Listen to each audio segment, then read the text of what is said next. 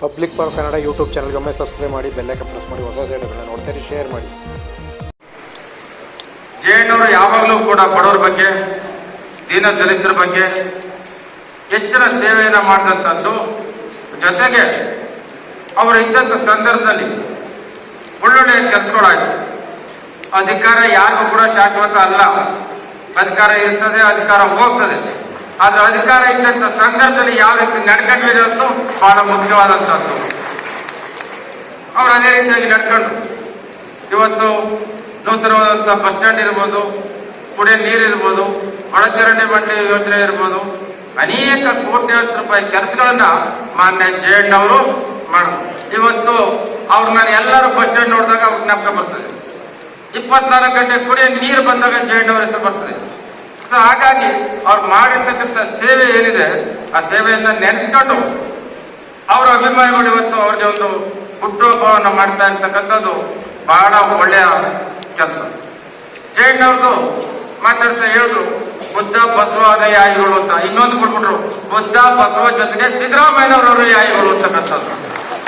ಯಾಕಂದ್ರೆ ಇವತ್ತು ನೋಡ್ತೀವಿ ನಾವು, ಒಬ್ಬೊಬ್ರು ಅಧಿಕಾರ ಬಂದ ಕಡೆ ವಾಲ್ತಾರೆ, ಯಾಕಾರ ಹಿಂದೆ ಇರ್ತೀವಿ. ಅವ್ರ ಅಧಿಕಾರ ಇದ್ದಾಗ ಮಾತ್ರ ಅವ್ರ ಹಿಂದ್ಗಡೆ ಇರೋಂಥದ್ದು, ಅವ್ರಿಗೆ ಅಧಿಕಾರ ಇಲ್ಲ ಅಂದಾಗ ಬೇರೆಯವ್ರ ಹತ್ರ ಹೋಗ್ತಕ್ಕಂಥದ್ದು. ಇದು ಸಾಮಾನ್ಯವಾಗಿ ಕಾಣ್ತಾ ಇರ್ತಕ್ಕಂಥದ್ದು. ಆದ್ರೆ ಅಧಿಕಾರ ಇರ್ಲಿ, ಅಧಿಕಾರ ಇಲ್ಲದೆ ಇರಲಿ, ಯಾರಾದ್ರೂ ಒಬ್ರು ನಮ್ಮ ಈ ಭಾಗದಲ್ಲಿ, ಹಳೆ ಮೈಸೂರು ಭಾಗದಲ್ಲಿ ಸಿದ್ದರಾಮಯ್ಯನವ್ರ ಜೊತೆ ರಾಜಕೀಯ ಶುರು ಮಾಡಿ ಇಲ್ಲಿ ತನಕ ಯಾರು ಇದ್ದಾರೆ ಅಂದ್ರೆ ಅದು ಶ್ರೀಯುತ ಜಯಣ್ಣವರು. ಸೊ ಹಾಗಾಗಿ ಅವರು ಕೂಡ ನಿಷ್ಠೆಯಿಂದ ಸಿದ್ದರಾಮಯ್ಯನ ಜೊತೆ ಇದ್ರು. ಜೊತೆಗೆ ನಾನು ನೋಡಿದಂತ ಒಂದು ಅಂಶ, ಅವ್ರು ಯಾರು ಕಷ್ಟ ಕಾಲದಲ್ಲಿ ಸಿದ್ದರು ಅವ್ರ ಜೊತೆಯಲ್ಲಿ ನಿಂತಿದ್ರು, ಜಯಣ್ಣವ್ರ ಜೊತೆ ನಿಂತಿದ್ರು.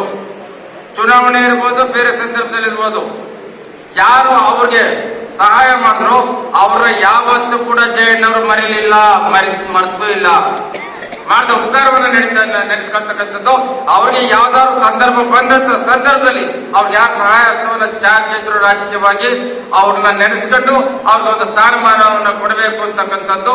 ಜೊತೆಗೆ ಅವ್ರ ಕಷ್ಟ ಸುಖಗಳಿಗೆ ಆಗ್ತಕ್ಕಂಥದ್ದು.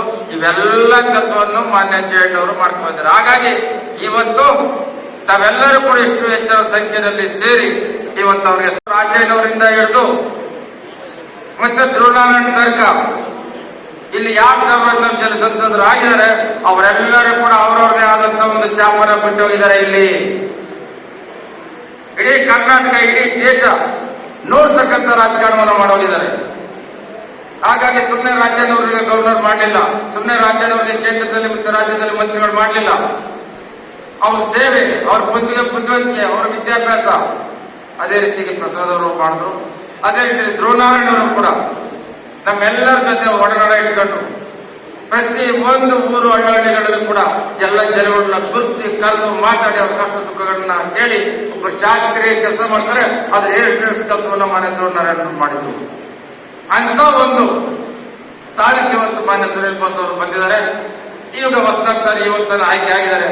ನಾವು ಅವರೆಲ್ಲರೂ ಕೂಡ ಶಕ್ತಿಯನ್ನು ತುಂಬಿ ಹಿರಿಯರು ಏನು ಮಾರ್ಗದರ್ಶನದಲ್ಲಿ ಹೋಗಿದ್ರು, ಹಿರಿಯರು ಏನ್ ನಡೆದಿದ್ರು, ಆ ಒಂದು ಮಾರ್ಗದರ್ಶನದಲ್ಲಿ ಮಾನ್ಯ ಸುನೀಲ್ ಬೋಸ್ ಅವರು ಸಾಕ್ತಾರೆ ಅಂತಕ್ಕಂಥ ಒಂದು ನಂಬಿಕೆ ನಮಗಿದೆ. ಯಾಕಂದ್ರೆ ಮಾಡ್ಬೇಕಾಗ್ತದೆ, ಮಾಡಲೇಬೇಕಾಗ್ತದೆ. ಯಾಕಂದ್ರೆ ಜನ ಬಹಳಷ್ಟು ನಿರೀಕ್ಷೆಯನ್ನು ಇಟ್ಕೊಂಡಿದ್ದಾರೆ ಮತ್ತು ಬಹಳಷ್ಟು ಒಳ್ಳೆಯ ಮತವನ್ನು ಕೊಟ್ಟಿದ್ದಾರೆ. ಹಾಗಾಗಿ ಮಾನ್ಯ ಸುನೀಲ್ ಬೋಸ್ ಅವರು ಕೂಡ ಇವತ್ತು ಸನ್ಮಾನಿತರಾಗಿದ್ದಾರೆ. ಅವರು ಬಂದ ಸನ್ಮಾನವನ್ನು ತಾವೆಲ್ಲರೂ ಕೂಡ ಮಾಡ್ತೀರಿ.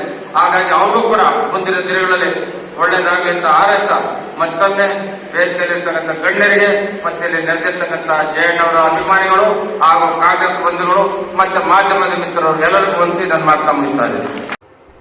ಮತ್ತೊಂದು ಸುದ್ದಿಯೊಂದಿಗೆ ನಿಮ್ಮನ್ನ ಮತ್ತೆ ಭೇಟಿ ಆಗ್ತಿರ್ತೀವಿ. ಅಲ್ಲಿವರೆಗೂ ಪಬ್ಲಿಕ್ ಪವರ್ ಎಲ್ಲ ವಿಡಿಯೋಗಳನ್ನ ನೋಡ್ತಾರೆ, ಶೇರ್ ಮಾಡಿ.